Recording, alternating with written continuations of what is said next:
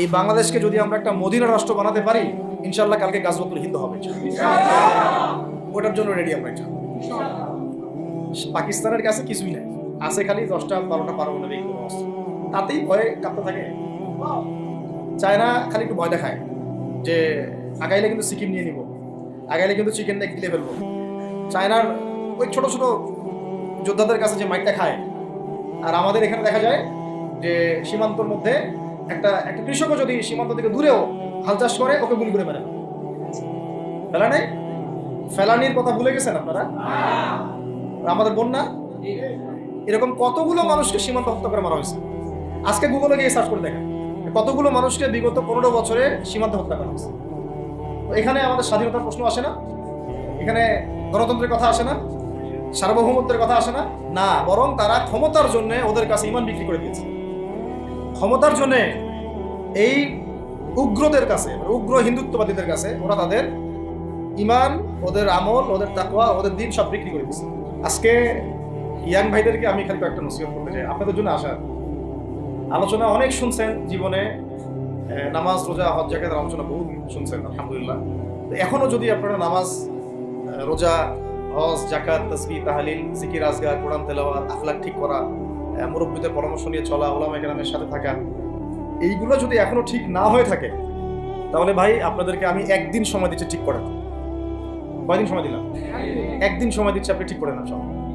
নামাজ ঠিক করে নেন, নিজের গুনাহের জন্য তওবা করেন, হারাম রিজিক থাকলে ছেড়ে দেন, পরিবার না গড়ে থাকলে পরিবার গড়েন, তারপরে রিজিকে হারাম থাকলে ছাড়েন, আপনার সন্তানকে মানুষ করেন, মুহাক্কিক বরেণ্য আলেমদের সোহবতে থাকেন, ওলামায়ে কেরামের সাথে থেকে হাত শক্তিশালী করেন, মাদকের সাথে থাকলে ছাড়েন, গান বাজনার সাথে থাকলে ছেড়ে দেন, যত কবিরা গুনাহ সব ছাড়েন। ছেড়ে নিয়াত করেন যে আগামী যদি আমি 10 বছর বাঁচি 10 বছর, 20 বছর বাঁচলে 20 বছর, 100 বছর বাঁচলে 100 বছর আল্লাহর জন্য ঢেলে দিব ইনশাআল্লাহ। এটা আলোচনা আর আমি নতুন করে করতে যাচ্ছি না, অনেক আলোচনা এগুলো হয়েছে। আলোচনা শুরু হচ্ছে কোথা থেকে?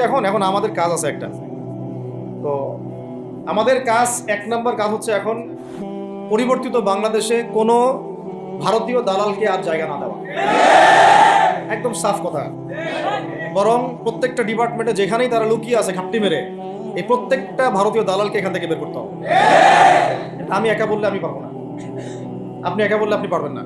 প্রত্যেকটা এই বয়ানের জায়গা, মিম্বর, খুতবা, ওয়াজ মাহফিলের প্যান্ডেল, আমাদের রাজনৈতিক দলগুলো, আমাদের ইসলামপন্থী দলগুলো যেগুলো আছে, সবার ইমারত থেকে আওয়াজটা আসতে হবে। কারণ এরা যদি আর একটা বার সুযোগ করতে পারে, না থাকবে আপনার দেহ, আর না থাকবে আপনার মাথা। এখনই তো আপনাকে হুমকি দিচ্ছে, যে কোনো সময় একটা করে গুপ্ত হত্যা করবে এরা। তো এই জিনিসগুলো কিন্তু বিচ্ছিন্ন ঘটনা না। তার আগে চট্টগ্রামে সাইফুল ইসলাম এক ভাইকে কুপায় মারা হয়েছে, এটার বিচার এখনো হয় নাই। যারা মারছে ওদের পক্ষ নিয়ে আমরা আবার সংখ্যালঘুর স্লোগান তুললাম। এ কেমন সংখ্যালঘু যে আমার ভাইকে জবাই করে হত্যা করে? হ্যাঁ, সংখ্যালঘু নির্যাতন তো হচ্ছে ভারতের এক একটা মসজিদ তারা ভাঙতেছে এখন। এটা একটা লক্ষণ। আস্তে আস্তে ওর মানচিত্র মসজিদের মতোই ভেঙে খান হয়ে যাবে। এরা যেমন অখণ্ড ভারত চায়, আমরাও অখণ্ড ভারতই চাই। আমরা চাই অখণ্ড ভারত হবে কালিমা লা ইলাহা ইল্লাল্লাহ মুহাম্মাদুর রাসূলুল্লাহ। আপনারা তো মনে করেন যে ভারত আমাদেরকে ঘিরে রাখছে, তাই না? আসলে ভারতকে আমরা ঘিরে রাখছি। এই দিক থেকে আমরা, এই দিক থেকে চায়না, এখান থেকে নেপাল, এখান থেকে ভুটান, এখান থেকে মায়ানমার, এখান থেকে পাকিস্তান, আর তার চেয়ে বাপ আছে আফগানিস্তান। আছেন আফগানিস্তান? ওদের সাথে কেউ পারছে পর্যন্ত? আফগানের ভাইরা নিজেদেরকে করে নিচ্ছে, বোঝাচ্ছে। এখন কথা হচ্ছে, আমরা একটা কাপুরুষতার পরিচয় দিচ্ছি। নেপাল ওকে টাইম দেয় না, ভুটান টাইম দেয় না, মায়ানমার টাইম দেয় না, চায়না তো দেয়ই না, আর আমরা তাকে একেবারে প্রভুর আসনে বসায় দিচ্ছি। আমরা কি দিছি? আমরা ইলিশ দেই, আমরা ট্রানজিট দেই, আমরা রেল দেই, আমরা বন্দর দেই, আমরা আর কি দেই? গ্যাস তো দেই মাশাআল্লাহ, তারপরে পণ্যগুলো তো দিচ্ছি, গার্মেন্টস দিয়ে দিচ্ছি, আমাদের প্রশাসনের মধ্যে লোকজন দিয়ে দিচ্ছি, কর্মী শ্রমিক দিয়ে দিচ্ছি। এই জন্যই তো বলি, কেন সে স্ট্যাটাস দেয় যে এই স্বাধীনতা তার স্বাধীনতা। এটাই তাহলে কারণ। তার মানে তারা আমাদের সার্বভৌমত্বটাকে স্বীকার করে না, তাই না? তারা যদি আমাদের স্বাধীনতা, সার্বভৌমত্বকে স্বীকার করতোই, তাহলে তো এরকম স্ট্যাটাস দিত না। কি তো এখন কথা হচ্ছে আমরা মাথা নত করার জাতি না। আমাদের নবী মুহাম্মদ সাল্লাল্লাহু আলাইহি ওয়াসাল্লাম মাথা উঁচু করে দাওয়াতি কাজ করছেন। মার খেলেও কখনো তিনি মাথা নিচু করেন না। সাহাবায়ে কেরাম রাদিয়াল্লাহু আনহুম আজমাইন মাথা উঁচু করে দাওয়াতের কাজ করছেন, কারোর সামনে মাথা নত করেন নাই ইল্লাল্লাহ, আল্লাহ ছাড়া। মার খেয়েছেন, হিজরত করতে হলে হিজরত করেছেন, কখনো মানুষ গালি দিয়েছে, গালি সহ্য করেছেন, কখনো মদিনায় চলে যেতে হয়েছে, দেশ ছাড়তে হয়েছে, দেশ ছাড়ছেন, আবার কখনো ইসলামী রাষ্ট্র কায়েম করতে হয়েছে, রাষ্ট্র কায়েম করছে। জিহাদ করার দরকার জিহাদও করছে, কেতালের দরকার কেতালও করছেন, আস্তে আস্তে মক্কা বিজয় করছে, করেন নাই? সিরাত পড়তে হবে, সিরাতের ধারাগুলো আমাদেরকে বুঝতে হবে। এখন আমরা তো তার উত্তরসূরি, আমরা তাদের উত্তরসূরি। প্রথম কথা হচ্ছে আমরা আমাদের নত জানু মনোভাবটাকে আগে ত্যাগ করতে হবে, একটা। আর অতীতের জীবনের যে ভুল ত্রুটিগুলো দ্রুত সংশোধন করতে হবে। এখন আর আমাদের হাতে অনেক লম্বা সময় আছে এমন না, বিষয় কত কি যে দ্রুত হয়ে যাবে আপনি হয়তো ভাবতে পারেন। বিশ্বটা খুব দ্রুত চেঞ্জ হচ্ছে। এই অল্প সময়ের মধ্যে আফগানের ভাইরা দাঁড়ায় গেছে, অল্প সময়ের মধ্যে সিরিয়া দেখলেন যে পরিবর্তন হয়ে যাচ্ছে। তারপরে আপনি কয়দিন পরে দেখবেন ইনশাআল্লাহ যে এই আপনার প্যালেস্টাইনের অবস্থাও পরিবর্তন হবে ইনশাআল্লাহ। তখন এরা আবার হামাসকে ঠিকই বলবে যোদ্ধা, তখন ঠিকই বলবে যোদ্ধা। এখন বলতেছে বিদ্রোহী, বলতেছে সন্ত্রাসী। হ্যাঁ, তো একটা বিষয় আগে বলে নেই, এটা বোঝার দরকার আছে যে দেখেন ফিলিস্তিনের যে অবস্থা চলতেছে সেখানে কিন্তু আমাদের তাবলিগের মেহনতটা মূল না, সেখানে আমাদের জিহাদের মেহনতটা মূল, তাই না? বিষয়টা ওখানে তো সবাই ওখানে বোম পড়তেছে, ওখানে কি সবাই তাবলিগের মেহনত করবে না অস্ত্র হাতে নেওয়া ফরজ? এটা বোঝার জন্য আপনার তো মুফতি হওয়ার দরকার নেই। হ্যাঁ, আবার যখন আফগানে আমেরিকা হামলা চালাইছিল তখন কি শুধু তাবলিগটা ফরজ ছিল না ওদের হামলা প্রতিরোধ করা ফরজ ছিল? ফরজ ছিল। একই অবস্থা সিরিয়াতে হয়েছে, কিন্তু বাংলাদেশে এখন সেই অবস্থাটা নাই। কিন্তু বাংলাদেশে তাবলিগের মেহনত, আমর বিল মারুফ নাহির মুনকারের মেহনত তো চলবে, মানে তাবলিগের মেহনত, দাওয়াতের মেহনতটা চলবে। যদি যদি কখনো বাংলাদেশে দেখা যায় যে দেশের শত্রুরা বা দিনের শত্রুরা বা উগ্রবাদীরা এই দেশের স্বাধীনতা সার্বভৌমত্বের উপর আক্রমণ করে, তখন কি আমাদের উপরে জিহাদ ফরজ হবে কিনা? এখন যদি তাই হয়, এখন আপনাদের কি মনে হয় এটার সম্ভাবনা আছে না নাই? এটুকু ইন্টেলেকচুয়াল অবস্থা তো আপনাদের আছে, এটার সম্ভাবনাও হতে পারে, আজ হোক কাল হোক, হতেই পারে। তখন আমার প্রিপারেশনটা কি হবে সেটা আমাকে এখন জানতে হবে। আমার প্রিপারেশনটা কি হওয়া উচিত? প্রথম প্রিপারেশন হওয়া উচিত আগের সমস্ত জিন্দগিতে যা করছি নিজেকে আল্লাহর দিকে ফিরাই নিয়ে আসে। এটা প্রথম কাজ। যে আল্লাহর দিকে ফিরে আসে নাই তার সাথে না জিহাদের সম্পর্ক আছে না কিতালের কোনো সম্পর্ক আছে, সে তো আল্লাহর পথেই নাই। তো প্রিয় যুবক ভাইরা, আগে প্রথম কথা হচ্ছে আগে আপনি আল্লাহর দিকে ফিরে আসেন। দ্বিতীয় কথা হচ্ছে এরপরে আমাদের প্রয়োজন শারীরিক প্রস্তুতি। শারীরিক প্রস্তুতি যেমনটা বললাম যে কোনো অবস্থাতেই আলেম ওলামাদেরকে, দায়ীদেরকে, মুফতিদেরকে, মুহাদ্দিসদেরকে, মাদ্রাসার শিক্ষকদেরকে, খতিবদেরকে ভিতরে ঢুকতে দেওয়া যাবে না। কারণ আপনাদেরকে যদি ভিতরে নিয়ে যাওয়ার স্কোপ পায় তারা নতুন করে আবারও কেউ, তাহলে আর সুস্থ রাখবে না, ফিজিক্যালি আপনি ঠিক থাকতে পারবেন না। অতএব একটা সামাজিক প্রতিরোধ করে তুলতে হবে সবসময়। মানে একটা এলাকার মধ্যে একজন আলেম আছেন, সেই আলেমকে এলাকা থেকে নিতে পারবে না, তাকে নেওয়ার আগে 100 জনের উপর গুলি চালাইতে হবে, এমন একটা মুভমেন্ট থাকতে হবে।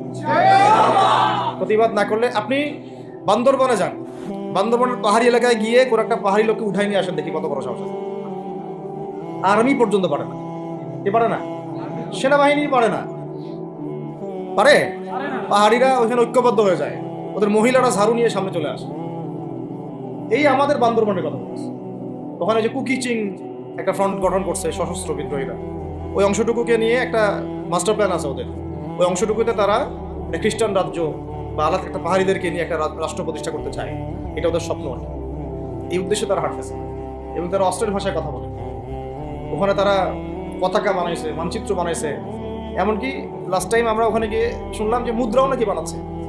মুদ্রা বুঝতেছেন বিষয়টা কত ডিপ? আমাদের রাষ্ট্রে যে কত সমস্যা, আর জানি না যারা দায়িত্বে আছে তারা কি করতেছে, আসলে কোন দিকটা সামাল দিচ্ছে।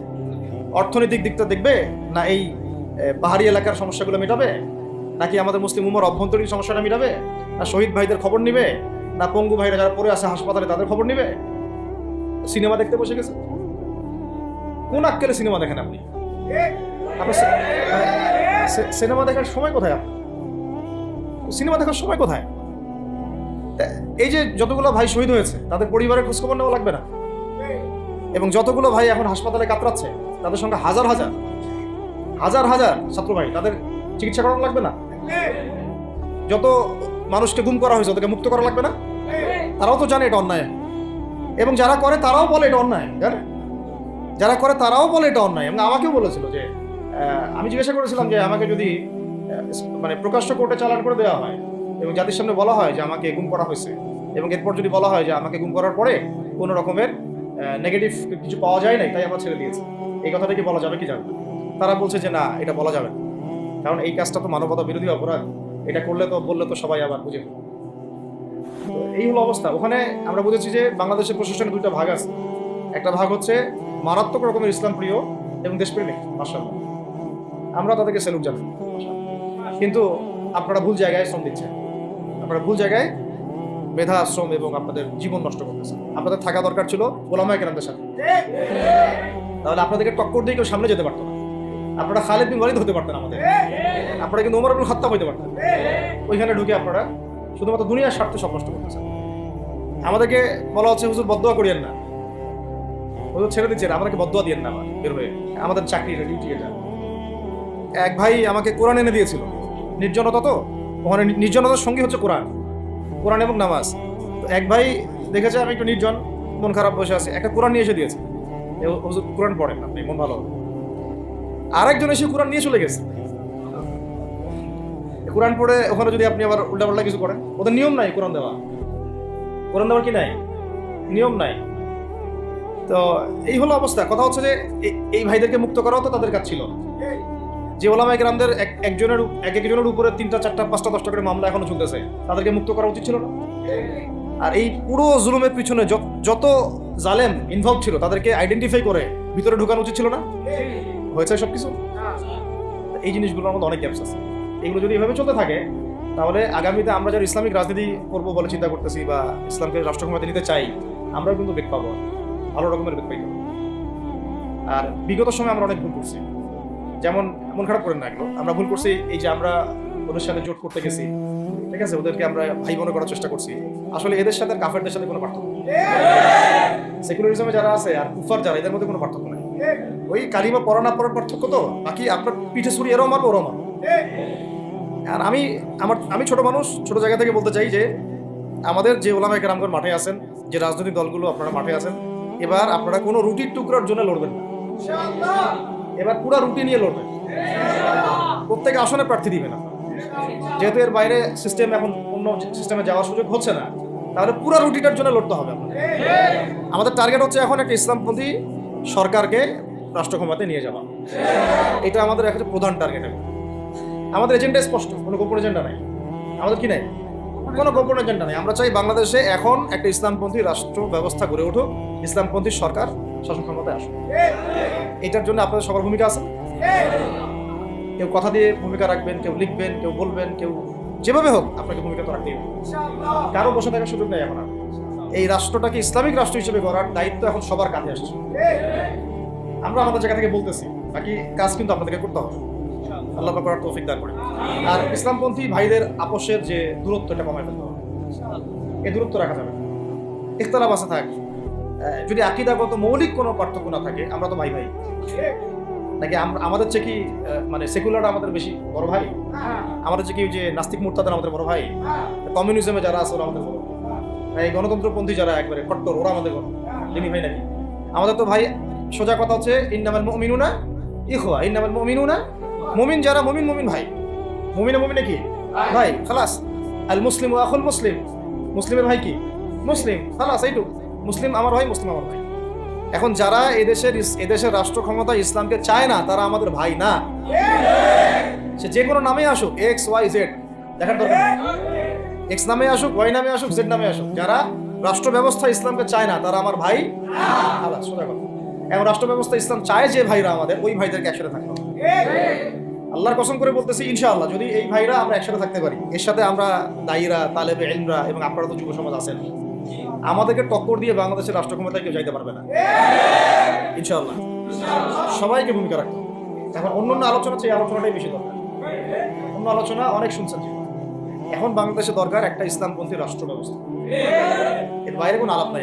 এটা প্রতিষ্ঠা করার জন্য কি করতে হবে সেটা ফিকির করা। তো কি করতে হবে বলেন? প্রথম কথা হচ্ছে আমাদেরকে আগে বৈশ্বিক জালেমদেরকে চিহ্নিত করতে হবে। পুরো বিশ্বে কারা জালেম এটা কি চিন্তা করা বাকি আছে? পুরো বিশ্বের সবচেয়ে বড় জালেম যে পশ্চিমারা, সবচেয়ে বড় জালেম ইসরায়েল, সবচেয়ে বড় জালেম আমেরিকা, এটা চিন্তা কি আপনার বাকি আছে? এই কথা বলতে যে ভয় পায় তার তো নবীর ওয়ারিস হওয়ার দাবি করা উচিত না। এটা খোলামেলা, এটা সবাই জানে। সারা বিশ্বের জুলুমের কারখানা হচ্ছে ইসরায়েল। মানুষ ত্রাণ নিতে গেলে পর্যন্ত সেখানেও বোম্বের মানুষ করতে হচ্ছে। আমরা এটা দেখার মতো আর সাহসী নাই। অনলাইনে এগুলো আমার দেখতে গেলে যে বাচ্চাদের অবস্থাগুলো আমাদের চোখের সামনে আসে, আমি স্কিপ করে চলে যাই। হয়তো কতটুকু দোয়া করতে পারি আল্লাহ। দোয়া করে কি করবো? আমার দোয়ার তো তার দরকার নেই। আমার দোয়ার তার কি দরকার আছে? আমাদের মতো পাপী মানুষের দোয়া দিয়ে তার কি হবে? এখানে তো স্পষ্ট যে পুরো বিশ্বের জুলুম জালেমের শক্তির কেন্দ্রস্থল কোনটা, সেখান থেকে সব মাস্টার প্ল্যান হচ্ছে। আর যদি ওই ইসরায়েল, ওই আমেরিকার কোন সেবা দাসকে আমরা ক্ষমতায় নিয়ে আসি, আমাদের ভুল হবে না? ছাত্র ভাইরা এই ভুলটা করছে। ছাত্র ভাইরা ভুলটা করছে কারণ আপনাদের দিনের জ্ঞানের বুঝের কারণে, বুঝের অভাবের কারণে করছে। ঠিক আছে, ঠিক আছে। এখন যে সম্ভাবনা শেষ হয়ে গেছে এমন, আর এখন সবাই প্রতিবাদের ভাষায় কথা বলতে পারে। একটা রেভলিউশন ঘটানোর মতো সিচুয়েশন বাংলাদেশে আছে। অন্তত পক্ষে আমাদের ভাইদের মধ্যে আমরা দেখেছি, ছাত্র ভাইদের মধ্যে সাহস তো মাশাআল্লাহ অবশ্যই আছে, ডেডিকেশন আছে, জীবন দেওয়ার মানসিকতা আছে। তাদেরকে খালি নার্সিং করতে হবে, জীবনটা যেন ভুল পথে না যায়। এখন আবু সাইদের রক্তের উপর দাঁড়ায় যদি কোনো সেকুলার ক্ষমতায় আসে, তাহলে এটা আবু সাইদের রক্তের সাথে গাদ্দারি হচ্ছে। এই মুগ্ধদের রক্তের উপর সিঁড়ি বানায় যদি কোনো জাতীয়তাবাদীরা আর ওই সেই গণতন্ত্রপন্থীরা, ওই ইসলামের দুশ্মনরা, ওই ভারতের দালালরাই যদি ক্ষমতায় আসে, তাহলে এটা ওদের রক্তের সাথে গাদ্দারি হচ্ছে। এই গাদ্দারির মাফ হবে না। এইটা পলাশির যুদ্ধের চেয়ে বড় মির্জাফরি হয়েছে, এটা ৭১-এর চেয়ে বড় রাজাকারী হয়েছে। আপনারা বলেন যে দেখেন, ভালো করে বুঝেন, গুম হয়েছে এক শ্রেণী, আমার কথা মন খারাপ করে না, এক শ্রেণী গুম হয়ে গেছে, এক শ্রেণী ক্রসফায়ার, এক শ্রেণীর শাপলা চত্বরে রক্ত দিছে, তাই নাই? এক শ্রেণী ওলামায়ে কেরাম মামলা নিয়ে ঘুরে বেড়াচ্ছে মাথার উপরে, এক শ্রেণীর ছাত্র ভাইরা রাস্তায় শহীদ হলো, আর এক শ্রেণীর ছাত্র ভাইরা পঙ্গু হয়ে হাসপাতালে বেডে পড়ে আছে। ক্ষমতায় গেছে কারণ নতুন এক শ্রেণী, হ্যাঁ। এবং ওখানে এমন কিছু মানুষ আছে যাদের সাথে আন্দোলনের কোনো সম্পর্কই ছিল না, সম্পূর্ণ উড়ে এসে জুড়ে বসছে তারা। তাহলে এখানে ইসলামিক রাজনৈতিক দলগুলোকে সামনে রাখা যাইতো, তাদের থেকে তো উপদেষ্টা একটাও নেয় নাই। জামাত ইসলাম থেকে একটা উপদেষ্টা নিছে কিনা? হেফাজত ইসলাম থেকে কোনো উপদেষ্টা নিছে কিনা? আমাদের চরমনায় থেকে একটা উপদেষ্টা নিছে কিনা? বলেন। তার মানে রাষ্ট্র গঠনে আমাদের কোনো ভূমিকা নাই। আমাদেরকে বুঝাইছে যে আপনারা পরে আসে ইলেকশন দিব, তখন আপনার ইলেকশন লইল। ইলেকশন সে কবে দেয় সেটাও দেখেন, আদৌ দেয় কিনা সেটাও দেখেন। কাকে বিশ্বাস করবেন? বিশ্বাসটা করবেন কাকে? যখন মোস্তফা সরোয়ার ফারুকীর মতো একজন উপদেষ্টা হচ্ছে, বিশ্বাসটা আপনি করবেন? সারা জীবন মানুষকে পরকে শিখাচ্ছে, তার কোন যোগ্যতায় সে উপদেষ্টা হচ্ছে? আচ্ছা, একটা কাজ করেন, এটা উপদেষ্টা করার জন্য একটা পরীক্ষা নেন না, দেখি বিসিএস এর মতো, দেখেন না এটা পাস করে কিনা। অথবা আপনি একটা কাজ করেন, ইসলামিক সেন্সের পরীক্ষা নেন, দেখেন কোরআন তেলাওয়াত করতে পারে কিনা। কিসের ভিত্তিতে হলো? এই যে এই সমস্যাগুলো থেকে গেছে। তারপরেও যা হয়ে গেছে হয়ে গেছে। এখন আমাদের যেটা কথা সেটা হচ্ছে, আমরা তো আর কোনো বিদ্রোহে যেতে চাই না, আমরা যে শান্তিপূর্ণভাবে ইসলাম প্রতিষ্ঠা করতে। কিন্তু প্রয়োজনে যদি তারা মানে আমাদের উপর জুলুমের ভাষা বেছে নেয়, তাহলে আমরা অবশ্যই এবার প্রতিবাদের ভাষা বেছে নিতে চাই। এই জন্য সবার আগে জরুরি হচ্ছে যুবকদেরকে এক কাতারে থাকা, ইসলামপন্থী ভাইদের সাথে থাকা, ইসলামী সংগঠনের সাথে থাকা, এবং নাম XYZ যেটাই হোক না কেন, নাম XYZ হতে পারে, আপোষে ভাই ভাই হয়ে থাকা। এটাতে যদি ভাই আমরা এবার ভুল করি, আল্লাহর কসম করে বলতেছি, আল্লাহ না করুক, এরপরে যদি মায়ের আসে না, আপনি বাঁচবেন না, কেউই না, ইনশাআল্লাহ ওই দিন আসবে না। আর আমরা যদি ইনশাআল্লাহু আযজা ওয়া জাল যদি আমরা এটাকে মদিনা রাষ্ট্র বানাতে পারি, এই বাংলাদেশকে যদি আমরা একটা মদিনা রাষ্ট্র বানাতে পারি, ইনশাআল্লাহ কালকে গাজওয়াতুল হিন্দ হবে ইনশাআল্লাহ। ওটার জন্য রেডি আমরা ইনশাআল্লাহ। পাকিস্তানের কাছে কিছুই নেই, আছে খালি 10টা-12টা পারমাণবিক অস্ত্র, তাতেই ভয়ে কাঁপতে থাকে। চায়না খালি একটু ভয় দেখায় যে আগাইলে কিন্তু সিকিম নিয়ে নিব, আগাইলে কিন্তু চিকেন নেক গিলে ফেলবো। চায়নার ওই ছোট ছোট যোদ্ধাদের কাছে যে মাইকটা খায়, আর আমাদের এখানে দেখা যায় যে সীমান্তর মধ্যে একটা কৃষকও যদি সীমান্ত থেকে দূরেও হাল চাষ করে, ওকে গুলি করে মেরে ফেলে নেই। ফেলানির কথা ভুলে গেছেন আপনারা? আমাদের বন্যা, এরকম কতগুলো মানুষকে সীমান্ত হত্যা করে মারা হয়েছে। আজকে গুগলে গিয়ে সার্চ করে দেখেন কতগুলো মানুষকে বিগত 15 বছরে সীমান্ত হত্যা করা হয়েছে। তো এখানে আমাদের স্বাধীনতার প্রশ্ন আসে না? এখানে গণতন্ত্রের কথা আসে না? সার্বভৌমত্বের কথা আসে না? না, বরং তারা ক্ষমতার জন্য ওদের কাছে ঈমান বিক্রি করে দিয়েছে। ক্ষমতার জন্য এই উগ্রদের কাছে, উগ্র হিন্দুত্ববাদীদের কাছে ওরা তাদের ঈমান, ওদের আমল, ওদের তাকওয়া, ওদের দিন সব বিক্রি করে দিয়েছে। এই জন্য আমি আগে বলেছি একটা লেকচারে যে আমরা যদি বিরিয়ানি খেতে চাই, আপনি যদি বিরিয়ানি খেতে চান একটা পাত্র নেবেন কিনা? আচ্ছা, পাত্রটা যদি ময়লা থাকে খাবেন? পাত্র অনেক ময়লা আছে, আপনি ওইখানেই বিরিয়ানি ঢালবেন? তাহলে খাওয়া শুরু করবেন? সবার আগে আপনি কি করেন? এটাকে ধোন, পরিষ্কার করেন, তাই না? বাংলাদেশকে যদি আপনি ইসলামী রাষ্ট্র হিসেবে করতে চান, আগে এই দেশের মধ্যে যে পয়জনগুলো আছে এগুলোকে দূর করতে হবে। সমস্ত পয়জনকে ধুয়ে সাফ করতে হবে।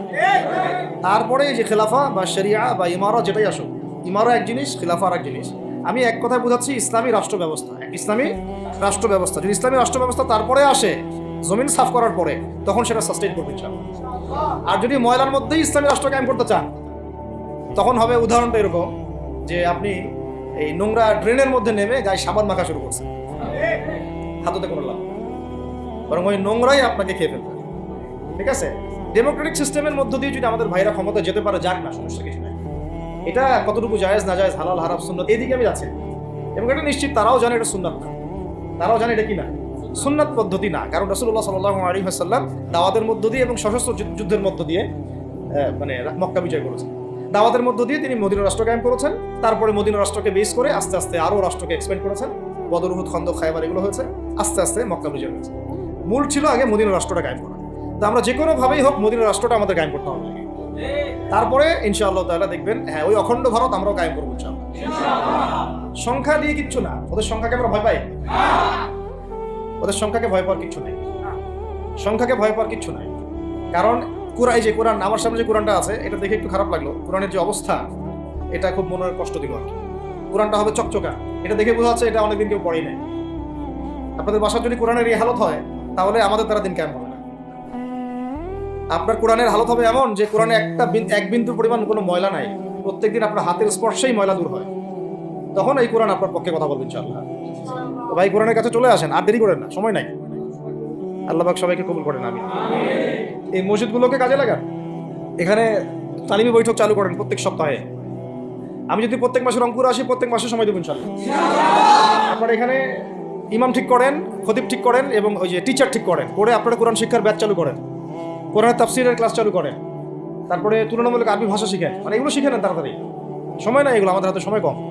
এগুলো আজকে থেকে 10 বছর আগেই শেখা উচিত ছিল, তাই না? কিন্তু আমাদের এই সেকুলার শিক্ষা ব্যবস্থা আপনার জীবন থেকে 20 বছর কেড়ে নিছে। 20 বছর পড়াশোনা করার পরে আমি চ্যালেঞ্জ করতেছি যে লাখ লাখ টিচারকেও যদি আপনি কোরআন তেলাওয়াত ধরেন, সহি বলতে পারেন, অথচ তারা জাতির শিক্ষক হয়ে বসে আছে। সেকুলার শিক্ষা ব্যবস্থাটা আমার জীবন থেকে পুরা ইসলামের হকটাকে নষ্ট করে ফেলছে। আপনার অধিকার ছিল যে আপনি একজন স্কুলের স্টুডেন্ট, আপনি কোরআন পড়তে পারবেন। আপনি একজন কলেজের স্টুডেন্ট, আপনি কোরআনের তাফসীর করতে পারবেন। আপনি একজন ইউনিভার্সিটি পাস করেছেন, আপনি হাদিসও পড়তে পারবেন, এবারও তো দিতে পারবেন, এরাও দিতে পারবেন। এটা আপনার হক ছিল, কিন্তু এই হকটা নষ্ট করছে কারা? এই সেকুলার শিক্ষা ব্যবস্থা নষ্ট করে ফেলছে। এখন তো কিছু করার নাই। তো এটাতে আমাদের দোষ কি? আমাদের দোষ হচ্ছে আমরাই তো তাদেরকে ভোট দিয়ে উপরে উঠেছিলাম। আমাদের বাপরা উঠেছে, আমাদের বাবারা উঠেছে, তার বাবারা উঠেছে। আমরা তো ওই সময় ইনসাফ করি নাই, ফলে আমাদেরকে ভোগ করতে হয়েছে। আপনি এই প্রসঙ্গটা দুটো কথা বলেই ফেলেন, নাহলে আমি মানে হকাদায় হয় না। একটা মুসলিম ঘরের ছেলে, তার অধিকার নাই প্রাইমারি স্কুলে গিয়ে সে কোরআন শিখবে? আচ্ছা, আমাদের মৌলিক অধিকার কি? খাদ্য, বস্ত্র, বাসস্থান, শিক্ষা, চিকিৎসা, 5টা বলি না? তো কোরআন আমার মৌলিক অধিকার না? মুসলিম পরিবারের সন্তান আমি, কোরআন আমার মৌলিক অধিকার না? তারপর প্রাইমারি স্কুল আপনাকে শিখায় নাই, হাই স্কুল আপনাকে শিখায় নাই, এমনকি কারমাইকেল শিখাইছে আপনাকে, বেগম রোকেয়া বিশ্ববিদ্যালয় শিখাইছে, এরাও শিখায় নাই।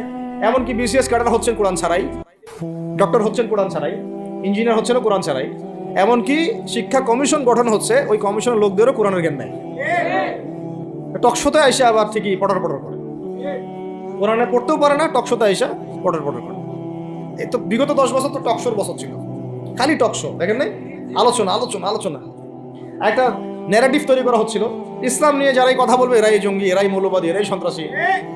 হ্যাঁ, তো কিভাবে মানুষের ব্রেন ওয়াশ করা হয়েছে। আমি আসলে অবাক হয়ে গেছি এই ঘটনাটাতে, জুলাইয়ের ঘটনায়, যে যুব সমাজকে ধ্বংস করার জন্য তারা 20 বছর ঠেলে দিছে, ওই যুব সমাজই তাদেরকে পিটাই বের করছে। আল্লাহ পাকের কি পরিকল্পনা! আপনাদেরকে ধ্বংস করার জন্য 20 বছর ধরে তারা সিলেবাস কারিকুলাম করছে। আপনাদেরকে শরৎচন্দ্র পড়াইছে, বঙ্কিমচন্দ্র পড়াইছে, হুমায়ুন আহমেদ পড়াইছে, হুমায়ুন আজাদ পড়াইছে, হ্যাঁ শেক্সপিয়ার পড়াইছে, আর কত কি পড়াইছে। কোরআন পড়তে দেয় নাই, নামাজের স্বাধীনতা দেয় নাই, পর্দার স্বাধীনতা দেয় নাই। আমাদের বোন পর্দা করে পরীক্ষা দিতে গেছে, নিকাব খুলে ফেলা হয়েছে, কি করে নাই। কিন্তু ওই ছাত্র জনতার হাতেই এটা নিয়ে গেছে। আল্লাহ পাকের দেখছেন কি একটা মিরাকেল, আল্লাহ পাকের কি মানে কুদরত, কারিশমা। ঠিক কিরকম হয়েছে জানেন? ঘটনাটা হয়েছে এরকম যে ফেরাউনের ঘরেই মুসা আলাইহিস সালামকে আল্লাহ পাক বড় করছে। মাশাআল্লাহ। তো আপনাদেরকে ধ্বংস করার জন্যই কিন্তু এই পলিসিগুলো অ্যাপ্লাই করা হয়েছে। এখন যে আল্লাহ পাকের রহমতে আপনারা বিপদে যান নাই, আলহামদুলিল্লাহ। এখন যেটা আল্লাহ পাক বোঝার তৌফিক দিচ্ছেন, দেখেন আপনারা কোরআন শিখতে পারতেন, এখানে পারেন নাই। শিক্ষা কমিশনের মধ্যে কোরআন নাই। শুধু তাই না, দেখেন 360 জন এমপি মন্ত্রীকে আপনি বসায় দেন, 360 জন এমপি মন্ত্রীকে বসায় তাদের সবাইকে শুধু কিচ্ছু না, আমি বলবো খালি সূরা ফাতিহা তিলাওয়াত করতে পারে। পারলে শুধু মমতাজ পারতে পারে নাকি? কারণ তার তো বুখারী মুসলিম সিয়াসি কিতাব পড়া আছে, এটা পড়া ছিল আর কি, এটা পড়া ছিল, তো হয়তো সে পারতে পারে। না পারলে তো ভালো, খারাপ কিছু না, ঠিক আছে। তো বাকি কেউ কিন্তু পারে না। বেশি দিয়ে অল্প শেষ করতেছি। তো এখন প্রিয় ভাইরা, কথা অনেক হয়ে গেছে। মূল কথা হচ্ছে যে আমাদেরকে এখন একটা নতুন উদ্দেশ্য নিয়ে, টার্গেট নিয়ে, একটা মিশন নিয়ে আগামীকাল থেকে পথ চলতে হবে। প্রথম গন্তব্যটা কি? আমরা বাংলাদেশকে একটা মদিনা রাষ্ট্র কায়েম করতে চাই। সেটা যদি করতেই হয় তাহলে আমাকে কার আদলে করতে হবে, কার সুন্নতে করতে হবে? নবী মুহাম্মদ সাল্লাল্লাহু আলাইহি ওয়াসাল্লামের তরিকায়। এবং কার তরিকার প্রথম কাজটাই হচ্ছে আগে ইলম শিখতে হবে। কি শিখতে হবে? এই মসজিদগুলোকে কাজে লাগান, মাদ্রাসাগুলোকে কাজে লাগান। এবং 2 নম্বর হচ্ছে ইলম একা একা শেখা যাবে না। ইলম একা একা শেখা যাবে না। 20 বছর তো আপনি একা পড়াশোনা করেন নাই, প্রতিষ্ঠান ছিল, ওস্তাদ ছিল, তাই না? টিচার ছিল, আপনার একাডেমিক কারিকুলাম ছিল। ঠিক ওইরকমই দিনের ইলমও একা একা শেখা যাবে না, ওস্তাদ লাগবে। এবং আলহামদুলিল্লাহ আমাদের বাংলাদেশে ওস্তাদদের অভাব নাই, আলহামদুলিল্লাহ। প্রত্যেক জেলায় জেলায় উপজেলায় সব জায়গাতেই মুহাক্কিক বরেণ্য আলেমগণ আছেন, আলহামদুলিল্লাহ। আর আপনি খুঁজে বের করবেন কে মুহাক্কিক আলেম। আমি কিছু মানে তাদের বৈশিষ্ট্য বলতে পারি যে তারা নিজেকে জাহির করেন না, বিনয়ী হন, অহংকারী হন না, তারা এত বেশি আইওয়াজ শোডাউন এত পছন্দ করেন না, নিজেকে আড়াল করার চেষ্টা করেন, হক কথা বলতে তারা ভয় করেন না, এবং তারা অনেক গভীর জ্ঞানের অধিকারী হওয়া সত্ত্বেও অনেক বেশি বিনয়ী হন না। এগুলো দেখে আপনি চিনবেন, ঠিক আছে? আমাদের সালাফরা তো বলতেন যে মুহাক্কিক মানুষকে পাবেন 2 জায়গায়, এক হচ্ছে মাটির তলে, আরেকটা হচ্ছে জেলখানায়, ঠিক আছে? তো যাই হোক, এখন অনেক বরেণ্য উলামায়ে কেরাম আমাদের সমাজে আছেন, তাদের যে কারোর সাথে অন্তত একজনের সাথে নিসবত রাখেন, অন্তত একজনের সাথে নিসবত রাখেন, ঠিক আছে? তো এটা আমাদের সৌভাগ্য, আলহামদুলিল্লাহ, যে বাংলাদেশে বহু মাদ্রাসা, বহু কওমি মাদ্রাসা, আলিয়া মাদ্রাসা, অনেক ধরনের মাদ্রাসা আছে। কিছু সংকীর্ণতা বা কিছু সমস্যা আমাদের মধ্যে থাকতে পারে, এটা যে কোনো জায়গায় থাকতে পারে, কিন্তু আলহামদুলিল্লাহ এই খেদমতটুকু আছে বলেই এখন পর্যন্ত দ্বীন ইসলামকে তারা মিটাইতে পারে নাই, আলহামদুলিল্লাহ। তো এলেম শিখবো 1 নাম্বার। 2 নাম্বার হচ্ছে এলেম মুহাক্কিক কোন আলেমের সোহবতে শিখবো, একা একা শিখবো না। 3 নাম্বার হচ্ছে যা শিখবো আমলে নিয়ে আসতে হবে। কি বললাম? যা শিখবো আমলে নিয়ে চলে আসতে হবে, ফেলে রাখা যাবে না। আল্লাহ আমাকে তৌফিক দেন, আপনাদের সবাইকে তৌফিক দান করেন। 4 নাম্বার সময় কাজে লাগাইতে হবে, সময় কাজে লাগাইতে হবে। কোনো অবস্থাতেই আর হেলায় ফেলায় সময় নষ্ট করবো না, আমিও করবো না ইনশাল্লাহ, আপনারা করবেন না ইনশাল্লাহ। 5 নাম্বার হচ্ছে নিজের প্রতিভাকে খুঁজে বের করবেন। সবাইকে আল্লাহ কিছু না কিছু প্রতিভা দিয়েছে, প্রতিভা খুঁজে বের করে ইসলামের জন্য কাজে লাগান। 6 নাম্বার হচ্ছে যাদের রিজিক হালাল তাদের তো আলহামদুলিল্লাহ কোনো সমস্যা নেই, যাদের হারাম রিজিক আজকে ছাড়তে হবে। কোনো সুদের সাথে সম্পৃক্ত থাকা যাবে না, কোনো ঘুষ, কোনো দুর্নীতি, কোনো মাপে কম দেওয়া, কোনো হারামে আমি খাবো না, কোনো হারামের কাছে যাব না। আর উত্তরবঙ্গের বড় বড় ফেতনাগুলোর মধ্যে এই সুদী এনজিওদের ফেতনাও আছে, কাদিয়ানিদের ফেতনাও আছে, তাই না? তারপরে আপনার এই যে ইসাই মুসলিমদের একটা ফেতনা আছে না, একটা ফেতনা আছে। তারপরে এই আপনার বিড়ি ফ্যাক্টরি, তামাক ফ্যাক্টরি, এগুলো ফেতনা আছে, হারাম খাবার। আবার নতুন করে ইসকনের ফেতনাও উত্তরবঙ্গে দেখা যাচ্ছে। তো এই ফেতনাগুলোকে চিহ্নিত করে আপনাকে বেঁচে থাকতে হবে এবং রিজিকটাকে হালাল করে ফেলতে হবে, ঠিক আছে? এর পাশাপাশি হচ্ছে 6 নম্বর বলবো যে পরিবারগুলো গড়ে তুলতে হবে। প্রত্যেকটা পরিবার হবে একটা দুর্গ, মানে আমার পরিবার হচ্ছে আমার একটা ইসলামিক রাষ্ট্রের মতো। এই পরিবারের মধ্যে অন ইসলামিক কোনো কাজ চলে না। পরিবারের মালিক কি? আমি না? এখানে কি রাষ্ট্র আমাকে হস্তক্ষেপ করতে পারবে? তা আমার পরিবার আমার কন্ট্রোলে চলবে, একদম ইসলামিক অনুশাসন অনুযায়ী চলবে, ডানে বামে নড়তে পারবে না। এভাবে আপনাকে শক্ত থাকতে হবে। 7 নম্বর হচ্ছে এখন থেকে তাবলীগের কাজ সবাইকে করতে হবে। কতটুকু করবেন? যতটুকু আপনি জানেন, যতটুকু আপনি জানেন। যেটা জানেন না ওটা নিয়ে কথা বলার দরকার নেই। আর সমাজে কিছু ইখতিলাফি মাসালাগুলো আছে যেগুলোকে নিয়ে কিছু মানে মোটা বুদ্ধির মানুষেরা আর কি মসজিদগুলো ভাগ করে ফেলে, ঠিক আছে? এই পাল্লায় পড়া যাবে না। ইখতিলাফি মাসালাগুলো সাহাবীদের যুগ থেকেই ছিল, এগুলো নিয়ে মতবিরোধের সুযোগ নাই। এটা তার কাছে এই মাসালাটা অথেন্টিক মনে হয় সে আমল করতেছে করুক, আমার কাছে এই ফিকহের আলোকে এটা বেশি অথেন্টিক মনে হয় আমি এটা আমল করতেছি। এগুলো নিয়ে কোনো রকমের আর দ্বন্দ্বে যাবেন না। বরং আমরা এখন ঐক্যবদ্ধ হব কিসের ভিত্তিতে? আমরা ঐক্যবদ্ধ হব আকীদা, আমল এবং মানহাজের ভিত্তিতে। আমাদের আকীদা আহলুস সুন্নাহ ওয়াল জামাআর আকীদা থাকবে, আমল থাকবে সাহাবীওয়ালা আমল, এবং মানহাজ থাকবে আমরা সালাফদের আদলে বাংলাদেশে দিন কায়েম করতে চাই। খালাস। আর যারা দিন কায়েমের কথা বলবে না ওদের সাথে আমার ঐক্য হবে না। কি হবে? দিন কায়েমের কোনো ফিকির নাই, তার সাথে আমার ঐক্য হবে কিভাবে? তার ফিকির আছে শুধু মসজিদ নিয়ে আর অন্য কিছু নিয়ে, তার দল নিয়ে বা তার মানে আরো তো আছে অনেক কিছু আর কি, এইগুলো নিয়ে। তো ওইগুলো বাদ দিলাম। এই আমর বিল মারুফের কাজ সবাইকে করতে হবে এবং একই সাথে সবাইকে এখন থেকে প্রতিবাদী হতে হবে, অন্যায়ে নিষেধ করতে হবে। এলাকায় অন্যায় হতে দিবেন না। এলাকার মধ্যে জুয়া খেলবে কেন? আপনারা প্রতিবাদী হবেন। এখানে গাঁজা খাবে কেন? আপনি প্রতিবাদী হবেন। মাদকের আকড়া হবে কেন? আপনারা প্রতিবাদ করবেন। এখন তো আপনি পুলিশ প্রশাসনের অপেক্ষায় বসে থাকার সময় নাই তো এখন। একজন নেককার মুত্তাকি পরহেজগার মানুষ প্রত্যেকটা এলাকায় থাকা দরকার। আপনাদের মধ্যে একটা জামাআ বা কমিউনিটি থাকা দরকার, মানে একটা অ্যাসোসিয়েশন থাকা দরকার যারা ওই এলাকাকে সংস্কারের কাজ করবে। অথবা বৃহত্তর সংগঠন যেগুলো আছে বাংলাদেশে তাদের অঙ্গ সংগঠন হিসেবে আপনারা কাজ করতে পারেন। আল্লাহ পাক তৌফিক দান করুন। মানে একটা চেইন অফ কমান্ড গড়ে তুলতে হবে দেশব্যাপী। এটা আমরা অলরেডি আছে, এবং নতুন করেও যদি কেউ চায় যে আমি কিছু অ্যাসোসিয়েশন করবো যেটা আমরা মারুফের কাজ করবে, নেহির মুনকারের কাজ করবে, তাহলে এটাও করতে পারেন ইনশাআল্লাহ। আর এর সাথে আমি বলবো যে আমাদের জান, মাল, সময়, শ্রম, কয়টা কথা বললাম? জান, মাল, সময় এবং শ্রম। জান, আমাদের মাল, আমাদের সময়, আমাদের শ্রম, এই 4টা জিনিসকে আল্লাহর জন্য ওয়াকফ করে দিতে হবে। দুনিয়াতে মুসাফির আমরা, দুনিয়াতে কি আমরা মুসাফির। আমাদেরকে পাঠানোই হয়েছে আল্লাহর ইবাদত করার জন্য। এবং শুধু একাই ইবাদত করবো কেন? আমি কি স্বার্থপর? আমার পরিবারটাও করতে হবে।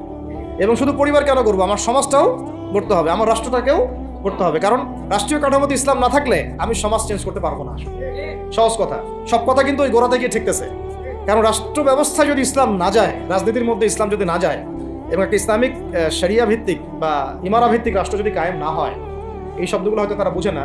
মানে ইসলামিক একটা রাষ্ট্র ব্যবস্থার কাঠামো যদি না থাকে, তাহলে আপনি ব্যাংকিং সিস্টেমকে সংস্কার করতে পারবেন না, সুদের মধ্যে সংস্কার আনতে পারবেন না, শুধু এনজিওর বিরুদ্ধে আপনি কোনো পদক্ষেপ নিতে পারবেন না, আপনি সমাজের এই যে ফাসাদ, নোংরামি, এগুলো বন্ধ করতে পারবেন না, আপনি এই যে কাদিয়ানি মতবাদের বিরুদ্ধে কিছু করতে পারবেন না, ওদের অর্থনৈতিক ডানা আপনি কাটতে পারবেন না, ওদের পলিটিক্যাল সাপোর্ট আপনি কাটতে পারবেন না। তারপরে ওই জায়গায় ইসলাম না গেলে এই সাংস্কৃতিক আগ্রাসনগুলো কাটাতে পারবেন না। পাশের প্রতিবেশী রাষ্ট্রদের যে আগ্রাসী ভূমিকা, এগুলোর ব্যাপারে আপনি কোনো পদক্ষেপ নিতে পারবেন না। তাই ওই জায়গা পর্যন্ত যদি না যেতে পারি আমরা, তাহলে কথাগুলো শুধু বলাই হবে, কোনো বাস্তবায়ন হবে না। অতএব আমাদের মূল কাজ একটা, এখন ওই উপরের লেভেলে ইসলামকে নিয়ে যাওয়া। এই কাজগুলোর মধ্য দিয়ে আমরা ইসলামকে নিয়ে যাবো ইনশাআল্লাহ তাআলা। আর সর্বোপরি আসন্ন সময়গুলোতে যখন ওলামায়ে কেরাম, আমাদের বরেণ্য আলেমগণ, আমাদের বরেণ্য ওস্তাদগণ এবং আমাদের তুল্লাবরা, আমাদের জামাআগুলো, আমাদের ইমারাগুলো এবং আমাদের ইসলামী সংগঠনগুলো, তারা যখন মাঠে থাকবে, তখন তাদেরকে একা ছেড়ে দেওয়া যাবে না। মই দিয়ে গাছে উঠায় মই টানা যাবে না। শাপলা চত্বরে এই কাজটা করছেন আপনারা, কিন্তু শাপলাতে কিন্তু এই কাজটা হয়েছে।